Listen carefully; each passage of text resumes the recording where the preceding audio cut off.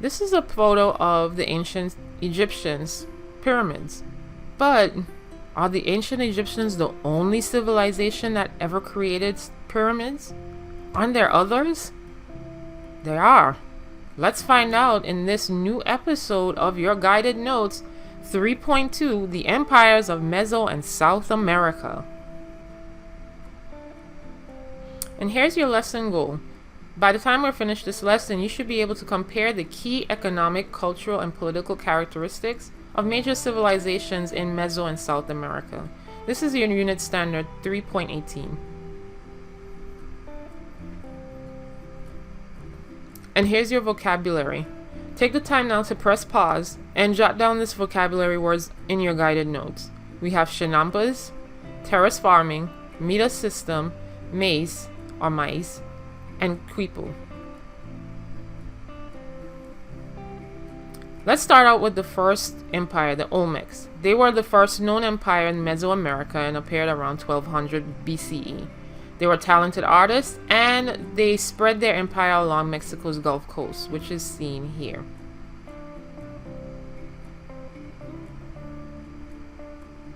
The oldest city was in San Lorenzo for the Olmecs, which had large pyramids and stone head monuments seen here that they erected. The stone head monuments mimicked their chieftains' faces or even the faces of their gods.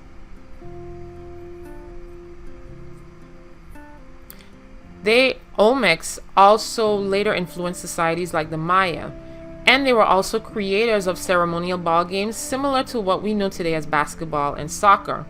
The civilization declined in 400 BCE, but we really don't know why.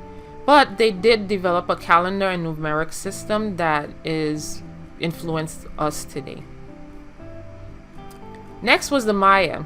The Maya Empire was located in Yucatan Peninsula or in southern Mexico, and is known for one of the most sophisticated civilizations of all the Americas.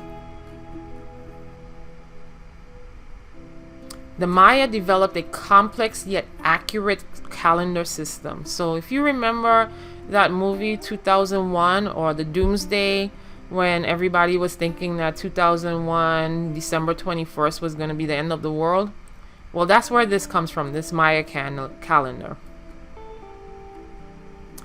So again, the Maya had a lot of accomplishments, namely one, the solar calendar, but also they developed a highly sophisticated writing system or hieroglyphs, and they also developed a symbol for the number 0. They are also known for their step pyramids, as you see here, where they honored the gods. So here's a little bit of Q&A. The Olmecs influenced the Maya in many ways. What number was borrowed by the Mayas from the Olmecs? So if you said 0, then you're absolutely correct. The number 0 was borrowed from the Maya, from the Olmecs, and the Maya took it and used it, but they developed the symbol for the number 0.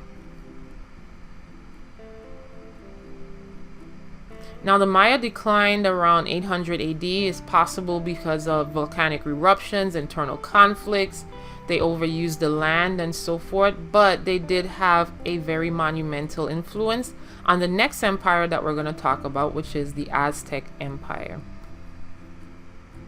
And let's talk about them. The Aztec Empire took a migration from the Valley of Mexico and they went into the Lake Texcoco.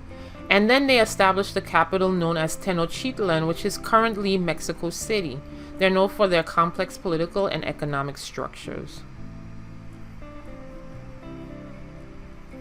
And as far as the politics of Aztecs, they are known for their strong, powerful, centralized authoritarian state. The economy of the Aztecs, most of the commoners were farmers, and they built chinampas, as you see here, where they would grow crops like maize. They also grew things like, or traded gold, cacao beans, feathers in the market in Tenochtitlan. Now the Aztec Empire declined because of the Spanish conquistadors that came in, namely Hernando Cortez in 1519 looking for gold. A series of wars happened between them, and eventually Hernando Cortez was able to conquer them. Q&A time. Well, if you said that they had a centralized government and that was very authoritative, then you're absolutely correct. The Aztecs had a very centralized government, and the figurehead or the chieftain or the king was seen as the most powerful and a part of the gods. Next was the Inca Empire. The Inca Empire existed in Cusco, which is in the mountains of Peru in South America. In the 1440s, their society expanded to even stretch from Ecuador to Chile, and they're known as the largest empire in pre-Columbian America. The Inca had a lot of achievements, namely because of their sophisticated systems, like a hydraulic engineering system, and they invented the rope suspension bridge, and they had the best stonework architecture of any ancient civilization. They also built this monument, which is terrace farming area, a community, and it's known as one of the 7 wonders of the modern world. This is called Machu Picchu. The Inca economy was based on high altitude terrace farms with a watering system or a step irrigation system. They were built on war like the Mayas and the Aztecs, but they used llamas to carry the war supplies. They did not use the wheel. They had no writing system but used quipus, as you saw there.